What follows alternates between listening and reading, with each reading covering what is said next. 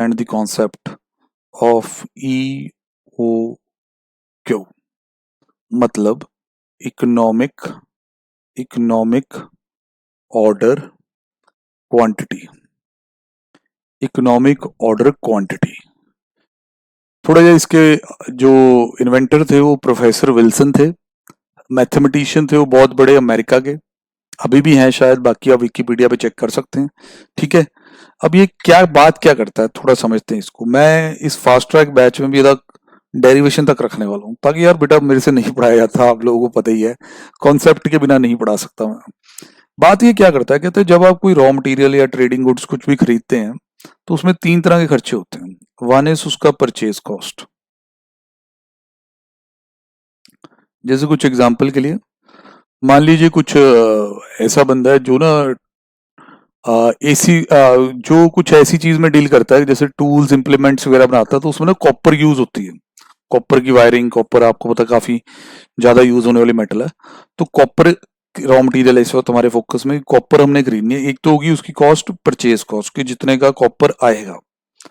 दूसरा फिर उसको खरीदने में एक और खर्चा होता है जिसे हम ऑर्डरिंग कॉस्ट कहते हैं, ऑर्डरिंग कॉस्ट कहते हैं।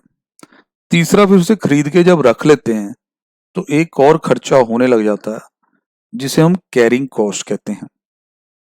ठीक है सर, परचेज कॉस्ट तो समझ गए। मान लो कॉपर का रेट है 400 रुपए किलो, तो ये तो होगी परचेज कॉस्ट। ठीक है, ऑर्डरिंग कॉस्ट क्या होती है सर? ऑर्डरिंग कॉस्ट का मतलब ये रहता है कि जब आप ऑर्डर प्लेस करेंगे तो उसमें आपका स्टाफ इन्वॉल्व होगा जो सप्लायर के साथ कम्युनिकेट करेगा, कई बार टेंडर कोटेशन ये सब उससे मंगवाएगा, ऑर्डर का इंटेंट फॉर्म बना के भेजेगा, फिर उसके बाद जी डिस्पैच करेगा सप्लायर उसको, ट्रांसपोर्टर इन्वॉल्व होगा, फिर वो आप तक आएगा, उसके बाद आप उसकी इंस्पेक्शन करेंगे, इंस्पेक्शन करके रख लेंगे।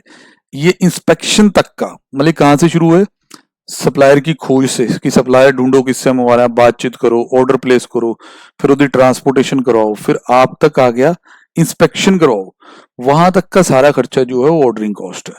और ये खर्चे उतनी बार होंगे, बार बार होंगे जितनी बार आप ऑर्डर करेंगे। तो ऑर्डरिंग कॉस्ट में किस तरह के खर्चे इंक्लूड होते हैं तो 2 मिनट लिख लें, कोई साथ साथ लिख लेंगे तो अच्छा ना, अभी फ्लो आपका भी बना हुआ है, आपको समझ में आया हुआ है। तो यहाँ लिखेंगे cost of inviting tender slash quotations, cost of inviting tender slash quotations. ठीक, देन उसके अलावा जी इसमें आता है आपका कैरेज फ्रेट, कैरेज कह लें, फ्रेट कह लें, कैरेज इनवर्ड, फ्रेट इनवर्ड। फिर expenses of the purchase department, पूरा परचेज डिपार्टमेंट का खर्चा इसी के अंदर आता है। फिर जी आपका कॉस्ट ऑफ इंस्पेक्शन कि जब वो चीज आपके पास आ गई तो इंस्पेक्शन करने का खर्चा भी इसी में रहता है। ये तो होगी आपकी ऑर्डरिंग कॉस्ट। अब आती है बात कैरिंग कॉस्ट की। कैरिंग कॉस्ट जिस तरह नाम ही इंडिकेट करता है ना, कैरी करना, रखना। जब आप रखेंगे ना तो 2 तरह के खर्चे जुड़ेंगे कैरिंग कॉस्ट में। एक तो स्टोरेज का खर्चा, स्टोरेज कॉस्ट, और एक उसमें अपॉर्चुनिटी कॉस्ट आ जाएगी, फंड्स ब्लॉक हो जाएंगे अपने। कोई भी माल डाल लो यार, किसी दुकानदार से पूछो 5 लाख का माल डाला है यार, अभी पता नहीं बिकी नहीं रहा, महीना हो गया, तो उसको चुभने लग जाता है कि ब्याज जा रहा है। यही 5 लाख कहीं और रख देता तो उस पर इंटरेस्ट आ जाता, या कई बार तो उधार लेके ही डाला होता। ठीक है ना जी। तो कैरिंग कॉस्ट में स्टोरेज कॉस्ट भी आती है, अपॉर्चुनिटी कॉस्ट भी आती है। तो इसमें हम पूरा लिख दें इसे कि क्या क्या हो सकता है sir. Expensive regarding storage, that is rent of the warehouse, salary of storekeeper, heating lighting, insurance of the stock, stock को स्टोरेज में रखना रिस्की है आजकल, आग उग लगने का बहुत डर है, तो दी स्टॉक इंश्योरेंस भी कराई जाएगी, बिल्कुल जी वो भी आएगा। प्लस स्टोरेज के बाद अगले एस्पेक्ट भी चले, opportunity cost of the funds invested, opportunity cost of the funds invested. ठीक है सर, हर एक बिजनेसमैन को पता होता है कि जो पैसा स्टॉक में ब्लॉक हो गया है, चुभता उसको कि भाई जब तक बिकता नहीं मेरे पैसे वापस नहीं आ रहे, समझ रहे कि नहीं? तो ये चीज सबको पता होती है। अब बाबा क्या है, प्रोफेसर विल्सन क्या कहने लगे, कह रहे बेटा देखो अगर आप बार बार ऑर्डर करते हो तो ऑर्डरिंग कॉस्ट बढ़ेगी, क्योंकि छोटे छोटे ऑर्डर की भी मैनेजमेंट पूरी है ना, तो बार बार आपका ध्यान और स्टाफ उसमें जाएगा, पर आपकी कैरिंग कॉस्ट कम हो जाएगी, बार बार ऑर्डर करने का मतलब स्मॉल क्वांटिटीज बार बार मंगवा रहे हो। पर अगर आप ये चढ़ जाते हो कि नहीं यार ऑर्डरिंग कॉस्ट बहुत बढ़ गई है, बड़े बड़े लॉट्स में मंगवाओ, तो ऑर्डरिंग कॉस्ट तो बच जाएगी क्योंकि बार बार आपको ऑर्डर करने में इन्वॉल्व नहीं होना पड़ेगा। फिर कैरिंग कॉस्ट बहुत बढ़ जाएगी। बोलो ये समझ पा रहे हो? हाँ जी सर, वो तो फिर बढ़ेगी बढ़ेगी, कैरिंग कॉस्ट को कैसे रोक पाएंगे, वो तो बढ़ेगी बढ़ेगी। तो सर ये बाबा थोड़े चमत्कारी बाबा है, ये कहने लगे कि भाई मैं एक फॉर्मूला दूंगा ऐसा, मैं एक फॉर्मूला ऐसा दूंगा कि जे तुम उसे फॉलो करोगे तो आपका टोटल ऑफ ऑर्डरिंग और कैरिंग कॉस्ट मिनिमाइज हो जाएगा। फर्स्ट आप उस पर जाने से पहले ना इमेजिन करें कि क्या हो रहा है कि अगर हम मान लो एग्जांपल ले लो 1 लाख यूनिट पूरे साल के मंगवाने हैं पर एनम, ये रिक्वायरमेंट है मेरी, ठीक है। अब इसमें एक ऑप्शन ये है कि डे 1 ऑफ द ईयर मैं पूरे 1 लाख यूनिट ऑर्डर कर देता हूँ और मेरे गोडाउन में आ जाते हैं और पूरे साल भर में मैं उसे यूज कर लूंगा। भाई ऐसा कोई करता है? सर कोई भी नहीं करता, क्योंकि इससे 1 लाख यूनिट का पैसा आपका पहले दिन ही ब्लॉक हो जाएगा और पूरे 365 दिन ब्लॉक रहेगा, स्लो स्लो करके रिकवर होगा। इसमें सिर्फ एक मोटिवेटिंग फैक्टर है कि आपको ऑर्डर मैनेजमेंट बार बार नहीं करनी पड़ेगी, एक ही बार आ गया। सर सच में तो अगर ऐसा करना भी चाहे ना तो जगह ही नहीं होती, स्पेस ही अवेलेबल नहीं है। ठीक सर, फिर ये तो होगा नहीं। सर फिर मान लीजिए मैं कहता हूँ 20-20 हजार यूनिट करके 5 बार में मंगवाते हैं, इसके अकॉर्डिंग ऑर्डरिंग और कैरिंग कॉस्ट कंप्यूट हो गई।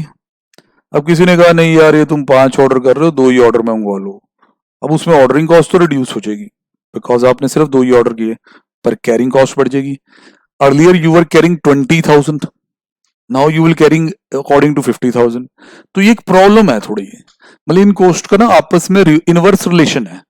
ये ऑर्डरिंग कॉस्ट बढ़ती है तो कैरिंग कॉस्ट कम हो जाती है, कैरिंग कॉस्ट बढ़ती है तो ऑर्डरिंग कम हो जाती है। अब ये बाबा ऐसे चमत्कारी बाबा है कि इन्होंने एक फॉर्मूला बना दिया EOQ कह के, और जो फॉर्मूला ये क्लेम करता है कि जो आप उसकी दी हुई अजम्पशंस मानने के लिए तैयार हैं तो आपका टोटल ऑफ ऑर्डरिंग और कैरिंग कॉस्ट मिनिमाइज होने वाला है। पहले फॉर्मूला मैं आपको दिखा देता हूँ कैसे। इकोनॉमिक ऑर्डर क्वांटिटी, या चंद लाइनें लिखवा भी दें, चंद लाइनें पहले लिखवा दो सर, फॉर्मूला फिर लिखवा लेना।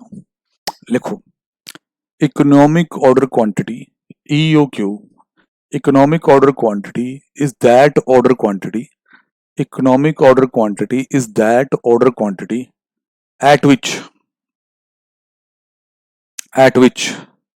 the total of ordering and carrying cost, at which the total of ordering and carrying cost is minimum as compared to any other order quantity, as compared to any other order quantity। दोबारा ध्यान रखें, total में बात की मैंने, total of ordering and carrying cost is minimum as compare to any other order quantity. फिर एक line और लिखेंगे, at EOQ the total of ordering cost, the total ordering cost, the total ordering cost is always equal to total carrying cost. EOQ पे ये भी होता है, ठीक है सर, ये भी लिख लिया हमने। अब सर ये EOQ कैसे आता है? सर मैं फॉर्मूला पहले लिखने लगा हूं, फिर उसकी कुछ असम्पशन है अंडरलाइंग, वो भी बता दूंगा। Sir EOQ is equal to under root 2AO upon C, 2AO upon C। 2 का मतलब 2, A का मतलब क्या है वो बताते हैं। Sir A means annual requirement, annual requirement जो क्वांटिटी आपको परचेज करनी है, जो भी मटेरियल है या ट्रेडिंग आइटम है, जो भी है आपका, जो आप पूरे साल में खरीदने वाले हैं, वो A है, annual requirement to be purchased. O is ordering cost per order, O is ordering cost per order. C is carrying cost per unit per annum. दोबारा सुन ले, carrying cost per unit per annum, मतलब एक unit को अगर पूरा साल carry करना पड़ जाए तो उसका क्या खर्चा होगा, ये है C। तो चमत्कारी बाबा कहते हैं कि बस ये घुमाएं और फिर एक ऐसी क्वांटिटी पाएं जिसको ऑर्डर करके आप अपनी ऑर्डरिंग और कैरिंग कॉस्ट को मिनिमाइज करें, खर्चा बचाएं। पर चमत्कारी बाबा ने कुछ अजम्पशनें ली हैं जिसपे ये EOQ बेस्ड है। हम आपको वो अजम्पशंस भी लिखवाएंगे, फिर एक केस बनाएंगे यहाँ पे अपने करने के लिए, उस पे लगा के देखेंगे कि क्या होता है। देन हम आपको यदि डेरिवेशन भी सिखाएंगे, then you will do the questions, you will have complete knowledge about this. ठीक है जी। तो सर अजम्पशंस रिगार्डिंग EOQ में क्या क्या अजम्पशंस हैं वो लिखें। Number 1, annual requirement is known and constant. Annual requirement is known and constant. मतलब कि आप एक एनुअल क्वांटिटी एक बार निकाल लेते हैं, उस पे ईओक्यू आप डिटरमिन कर लेते हैं, उसी को अगर आप कंसिस्टेंटली ऑर्डर करोगे पूरे साल में तो ये वर्क करेगा। अगर बीच बीच में आप कहते हो नहीं नहीं डिमांड सप्लाई के अकॉर्डिंग नहीं हमारा तो यार ईओक्यू चेंज हो रहा है, एनुअल रिक्वायरमेंट चेंज हो रही है, then it will not work. Sir ये भी हाइपोथेटिकली है, क्योंकि प्रैक्टिकल लाइफ में पूरे साल की रिक्वायरमेंट निकालना असंभव है। कोरोना काल ने तो हमें बहुत कुछ वैसे भी सिखा दिया।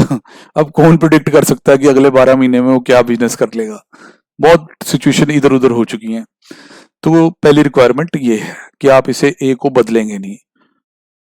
पहली रिक्वायरमेंट होगी सबकी, यस सर, पहला अजम्पशन हो गया। दूसरा assumption, ordering cost per order, ordering cost per order is fixed, ordering cost per order is fixed. Bracket में लिखें that is it does not very, that is it does not very with the size of order. इस size of order के साथ very नहीं करती। मतलब कि अगर आप 1 लाख यूनिट ऑर्डर कर रहे हो एक पर्टिकुलर ऑर्डर में और ऑर्डरिंग कॉस्ट 500 रुपए पर ऑर्डर है, 500 ही लगेंगे। आपने कहा 1 लाख नहीं 20,000 मंगवाते हैं तब भी 500 ही लगेंगे। आपने कहा जी 20,000 नहीं 1,000 मंगवाते हैं तब भी 500 ही लगेंगे। पर ऑर्डर ये फिक्स्ड है, इसने इतना ही रहना। बड़ी असम्पशन है सर, क्योंकि इसमें ये कहते हैं जी कैरेज कूरेज जैसे खर्चे भी आ जाते हैं, और कैरेज कूरेज जैसा खर्चा जो आप प्रैक्टिकल एक्सपीरियंस लगाएं अपना, तो आपका क्वांटिटी के अकॉर्डिंग बिल्कुल वेरी करता है। तो छोटे ऑर्डर और बड़े ऑर्डर की carrying cost ordering cost same नहीं होनी चाहिए।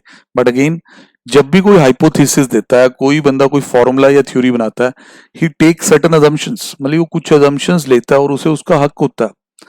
उन्हीं अजम्पशंस के दायरे में वो हाइपोथेसिस वैलिड होता है, अदरवाइज नहीं। देन सर तीसरी अजम्पशन ये भी बता रहे हैं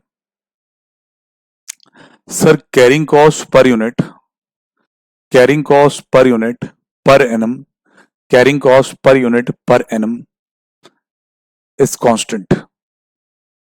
मतलब जो कैरिंग कॉस्ट है उसमें भी पूरे साल भर में कोई बदलाव नहीं आएगा। कई लोग कहते हैं कि चलो सर ये तो कोई ज्यादा बड़ी अजम्पशन नहीं है कि ये तो चलो सेम ही रहनी चाहिए। नहीं सर, प्रैक्टिकल लाइफ में बहुत बड़ी अजम्पशन ये भी है, बिकॉज कैरिंग कॉस्ट में आपने अपॉर्चुनिटी कॉस्ट को डाला हुआ है, और अपॉर्चुनिटी कॉस्ट आपकी इंटरेस्ट रेट पे डिपेंड करती है। इंटरेस्ट रेट कितने ड्रास्टिकली चेंज होते हैं वो आपने अब देखा ही है। सर पिछले साल तक एफडीओ में आपको 7.25 7.85 तक मिल रहा था कई बैंकों में। आज एफडीओ की हालत देखी है आपने, 5.20 हो गया। तो लास्ट ईयर अगर आपकी अपॉर्चुनिटी कॉस्ट चल रही थी 7 पॉइंट कुछ, वो इस साल एकदम ही क्रैश हो गई। और हो सकता है आगे जाके रिकवर भी हो, क्योंकि डेट थोड़ा सस्ता किया गया ना बिजनेस प्रमोशन के लिए। अब जब बैंकों ने लोन सस्ते देने हैं तो उन्होंने एफडीओ पे भी ब्याज कम देने हैं। तो कैरिंग कॉस्ट भी पूरे साल भर में सेम रहेगी। ये प्रैक्टिकल लाइफ की सिचुएशन नहीं है, बट मॉडल ये मानता है। देन अगला assumption, EOQ is based on EOQ is based on JIT system, JIT system of inventory। अब आप कहोगे सर ये क्या होता है? सर JIT का मतलब होता है जस्ट इन टाइम। JIT का मतलब होता है जस्ट इन टाइम। JIT का मतलब है just in time system of inventory. Sir खुल के बताइए, मतलब नहीं समझ आया इसमें।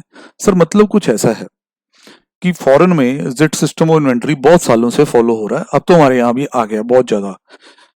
मतलब जिट में पता कैसे मंगवाते हैं? जैसे मैंने 10,000 यूनिट रॉ मटेरियल मंगवाया, अब ये रखने के लिए नहीं मंगवाया। मेरे पास एक ऑर्डर है जिसकी एग्जीक्यूशन में ये यूज होना, बस 10,000 यूनिट आएंगे, आते सारे यूज हो जाएंगे और खत्म हो जाएंगे। स्टोरेज तो करनी ही नहीं लंबे समय के लिए, ठीक है। और इसी दौरान ही मेरे को और ऑर्डर मिलेगा तो मैं उसका इस हिसाब से ऑर्डर प्लेस करूंगा, एकदम से नहीं, पैनिक करके नहीं कि चलो अब मैं इसके लिए भी मंगा लूं। कि जब तक मेरा ये काम खत्म होएगा जिसमें ये यूज होने, तब तक ही नया ऑर्डर आएगा, पड़ा कुछ नहीं रहेगा आपके पास।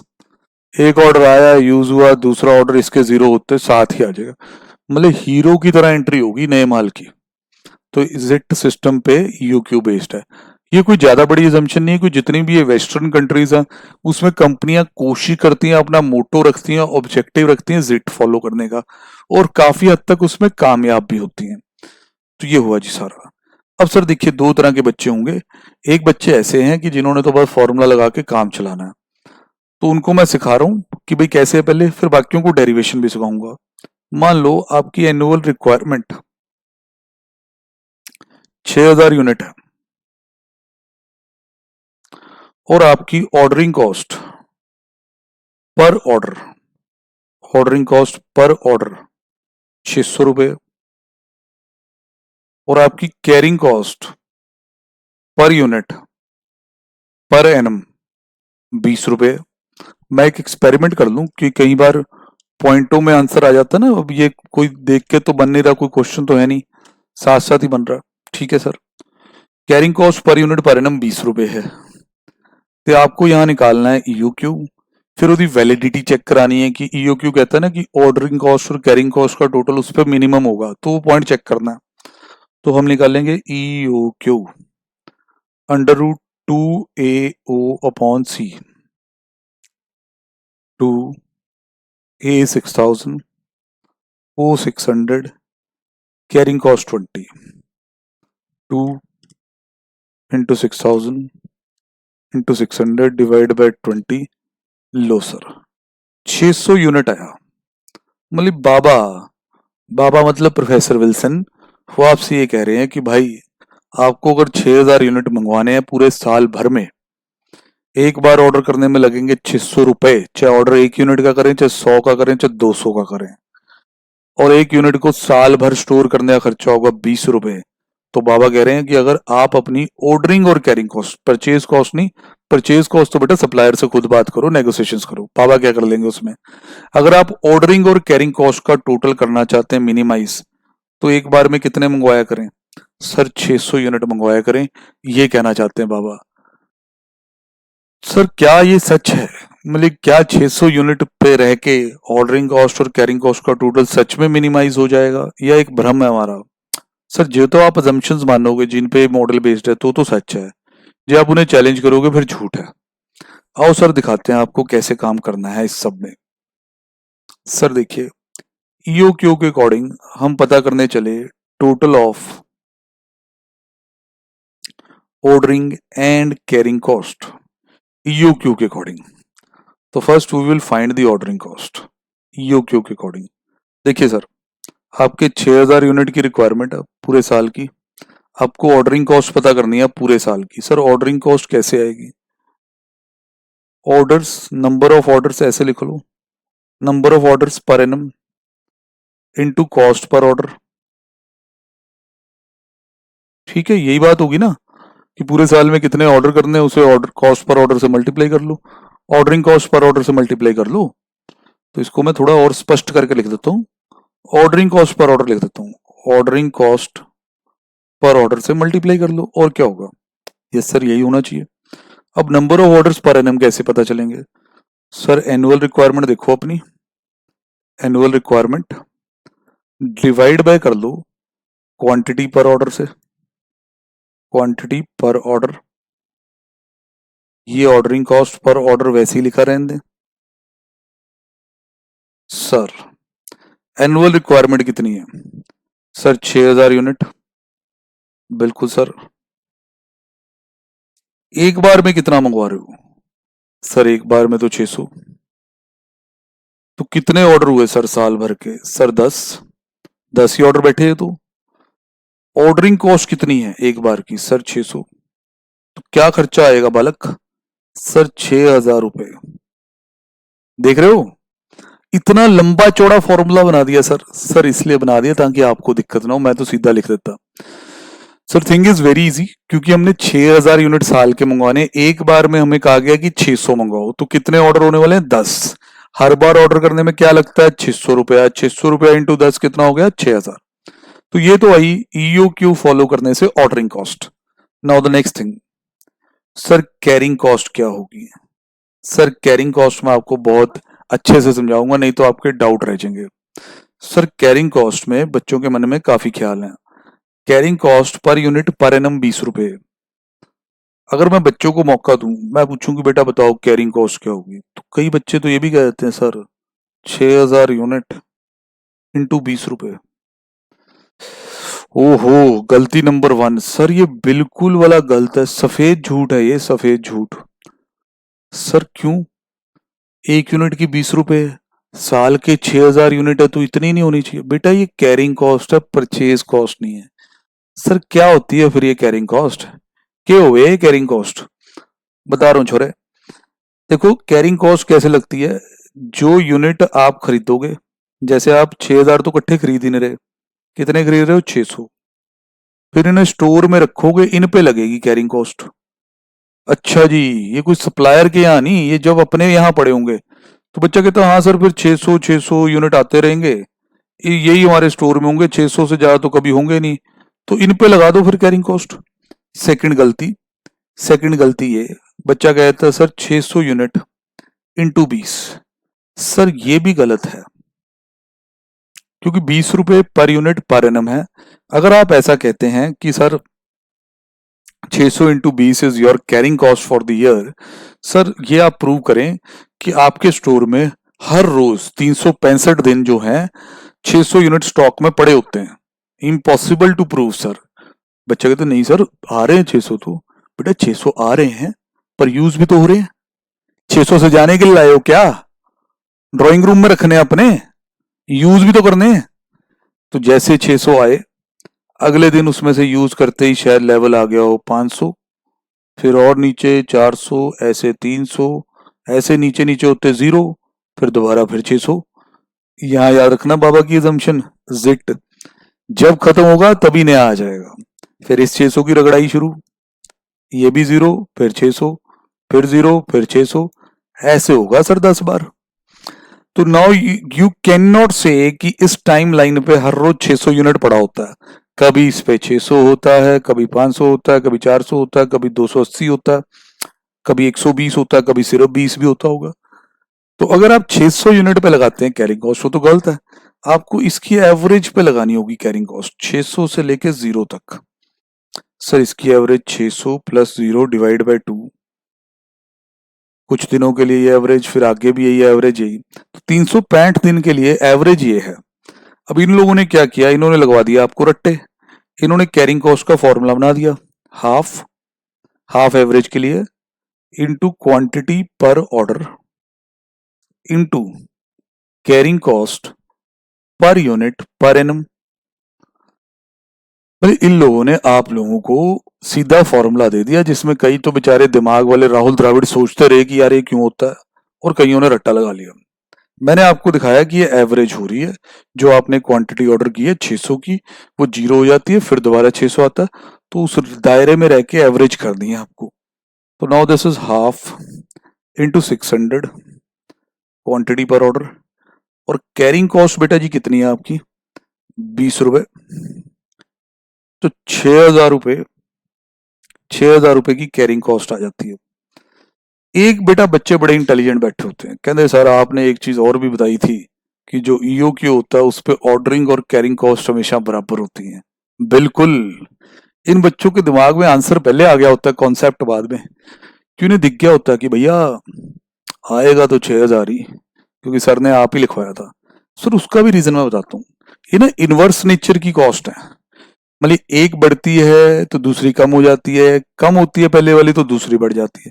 तो अगर एक लंबी कैलकुलेशन बनाई जाए ना कि 1 ऑर्डर 2 ऑर्डर 3 ऑर्डर ऐसे कर करके, कि मैं एक्सपेरिमेंट स्टार्ट कर दूं, मैं बता देता हूँ आपको ताकि आप कंफ्यूज ना हो मैं क्या कह रहा हूँ, कि नंबर ऑफ ऑर्डर्स में मैं वैरायटी बना लूं कि जी मैं 6,000 यूनिट एक ही ऑर्डर में मंगवाऊंगा, 2 में मंगवाऊंगा, 3 4 5, ऐसे पागल ही हो जाऊं, 100 तक पॉसिबिलिटी लिख दूं, और यहाँ सभी के अकॉर्डिंग ऑर्डरिंग कॉस्ट और कैरिंग कॉस्ट फिर उधर टोटल निकाल ली जाऊं। तो इनका इनवर्स बिहेवियर है। जिस पॉइंट पे ये वाला कॉलम मिनिमम आ रहा होगा ना टोटल, उस पॉइंट पे ये दोनों रिकंसाइल हो गई होंगी। भले ईओक्यू की एक डेरिवेशन ये भी है कि जहां ऑर्डरिंग कॉस्ट किसके बराबर हो, कैरिंग कॉस्ट के, दैट इज द पॉइंट, वहां आपका ईओक्यू लाई करता होता है। पर हम प्रोफेसर विल्सन की ओरिजिनल डेरिवेशन आपको देंगे थोड़ी देर में।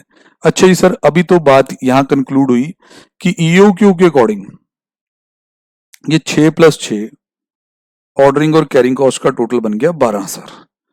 Now we have to check कि whether it works or not, मतलब क्या ईओक्यू काम करता है या नहीं करता है।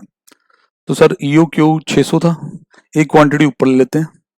If quantity per order is 1000 unit, कि अगर 1000 यूनिट करें तो क्या होगा।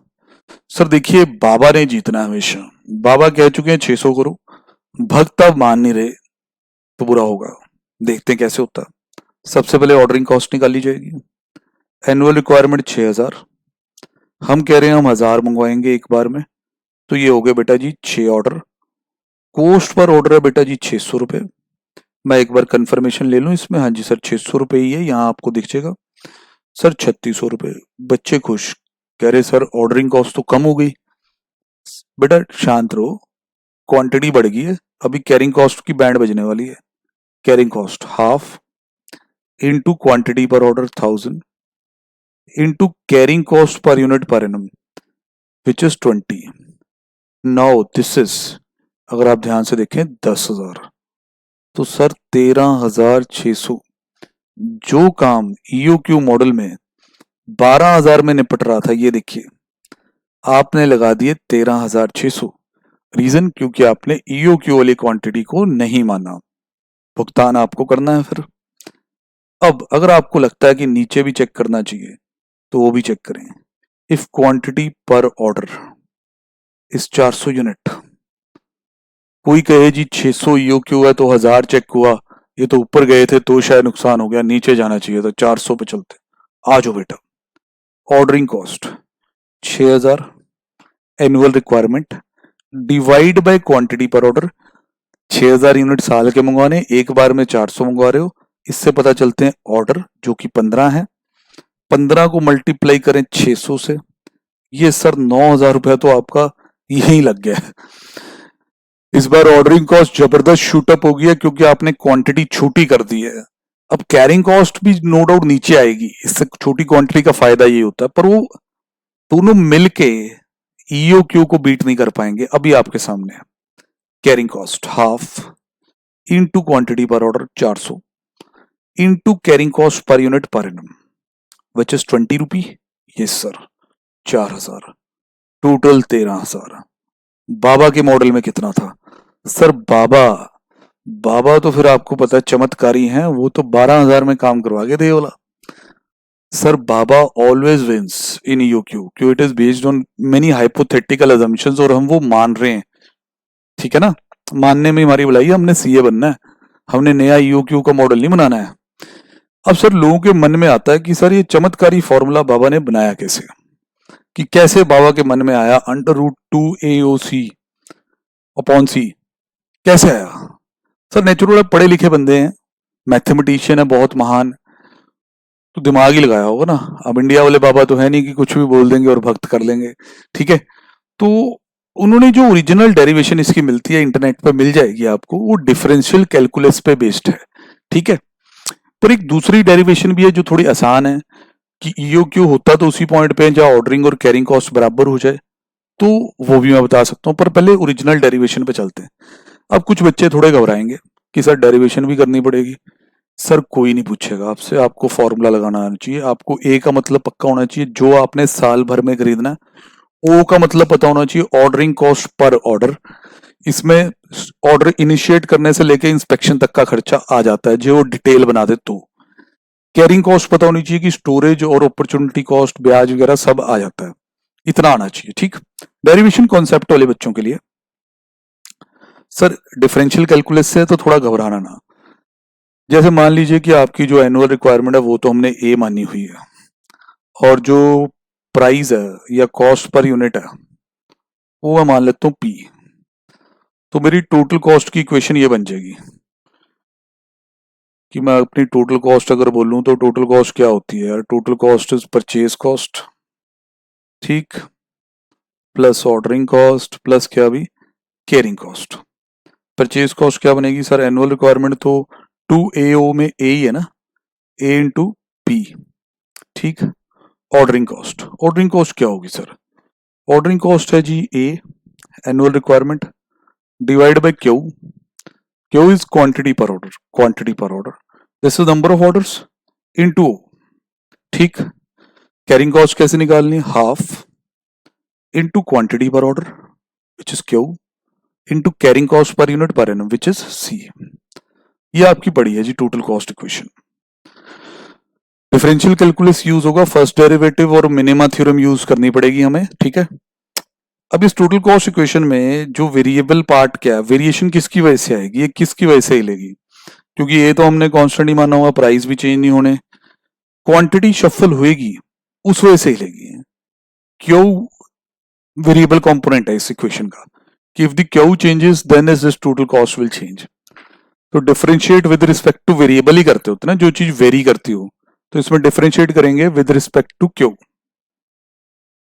लिखो जी टेक फर्स्ट डेरिवेटिव या differentiate with respect to Q. अब डिफरेंशिएशन यूज हो रही है, घबराना बिल्कुल नहीं है बेटा जी, ये जरूरी हिस्सा नहीं है, आप वीडियो पॉज करके या स्किप भी कर सकते हैं, आगे भी जा सकते हैं जैसे आपको अच्छा लगे। तो यहाँ क्यू प्रेजेंट नहीं है बेटा जी, तो जहां वो कांस्टेंट है ही नहीं है तो एपी है ये तो सिर्फ, तो यहाँ तो हो जाएगा 0। ठीक है सर। अब ये वाले का डिफरेंशिएट मैं आपको करके दिखाता हूं, क्योंकि इसको हमें थोड़ा ऐसे लिखेंगे, ये ऐसे है क्योंकि वो नीचे था ना क्यू, तो ये रेज टू पावर -1 ऊपर आ गया। अब ये होता है एक्स एन, फर्स्ट डेरिवेटिव होता है एन एक्स एन -1। ठीक है बेटा, ऐसे ही होता है, तो यहाँ माइनस साइन आगे आ गया। ठीक है जी, बने रहे पूरा।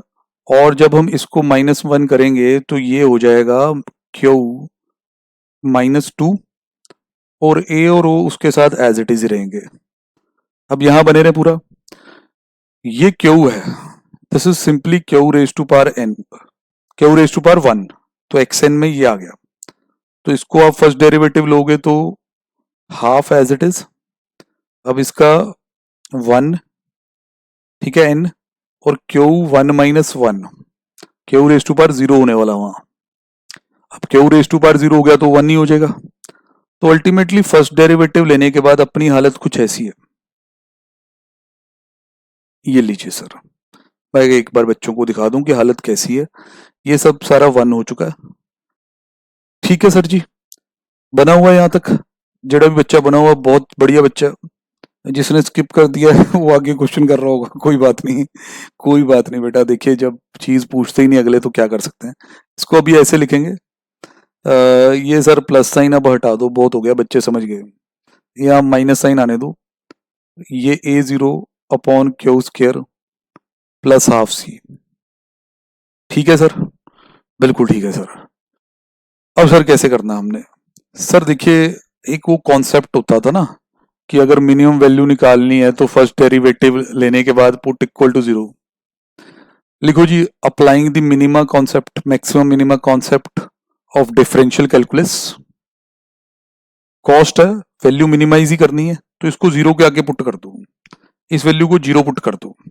ठीक है सर, मतलब कि मैं ये कह रहा हूं ये चीज क्यू का स्क्वायर है और ये हाफ सी है, ये मैंने 0 पुट कर दिए फर्स्ट डेरिवेटिव होने के बाद। नो सर इसमें कुछ सिचुएशन ऐसी बन जाएगी, मैं क्या एक एक स्टेप रखें फिर आप कहोगे सर आया नहीं, ये चीज यहां तक की बात समझ आ रही सबको? सर बिल्कुल समझ आ रही है। क्रॉस करवा दें, थोड़ा साइड चेंज करा दें, जैसे जी ये आ गया जी क्यू स्क्वायर इधर और ये 2AO हो गया, सी इधर आ गया। ठीक है बात, क्रॉस कराया।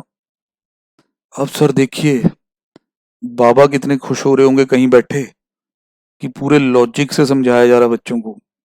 क्यू आ गया, you Q is equal to √2AO upon C. देख रहे हैं कि नहीं नजारे जी नजारे? क्योंकि सर बाद में इस फॉर्मूले की इतनी गुलामी करनी है, इतनी गुलामी करनी है, तो पता तो बना कैसे, ऐसे कैसे पढ़ा दें। ठीक है जी, तो ये जी फर्स्ट डेरिवेटिव लिया, उसके बाद मिनिमा कॉन्सेप्ट लगाया, आ गया। हाँ बाकी अगर आप ऐसे भी कहें, क्योंकि ये भी नोन फैक्ट है, क्लरिकल मेथड से प्रूव भी हो जाता है कि at EOQ the ordering cost is always equal to the carrying cost. Derive यहां से भी हो जाता है। ऑर्डरिंग कॉस्ट क्या थी, ए अपॉन क्यू, ये थे आपके number of order, into O. Carrying cost क्या थी, half into Q, half into quantity per order, इसलिए मैंने क्यू लिखा, into carrying cost per unit which is C. देखिए सर आप ऑलमोस्ट यहां पहुंच गए जो ये चीज थी। अब आप इसको अगर घुमाओगे फिराओगे तो यहां से भी ये आ ही जाएगा। ठीक है ना, बनाते हैं पर इसे भी। नाउ ये रोटेट कर लिया थोड़ा, 2AO कर दिया, उधर ले गए क्यू का स्क्वायर सी, ये क्यू क्यू मल्टीप्लाई हो गए। ठीक है जी, अब सर आपके पास बचा Q square is equal to 2AO upon C, where is Q is equal to 2AO upon C. Sir this is the derivation sir, जो मैं करना चाहता था, ताकि मैं जिस कॉन्सेप्ट के इतने ज़्यादा क्वेश्चन आपको कराऊं उसके बारे में कुछ बता तो सकूं ये आया कैसे। इसके बाद मैं आपको तंग नहीं करूंगा, अब हम क्वेश्चन ही करेंगे। हमने कॉन्सेप्ट आपके सामने ड्राइव कर दिया। आइए बेटा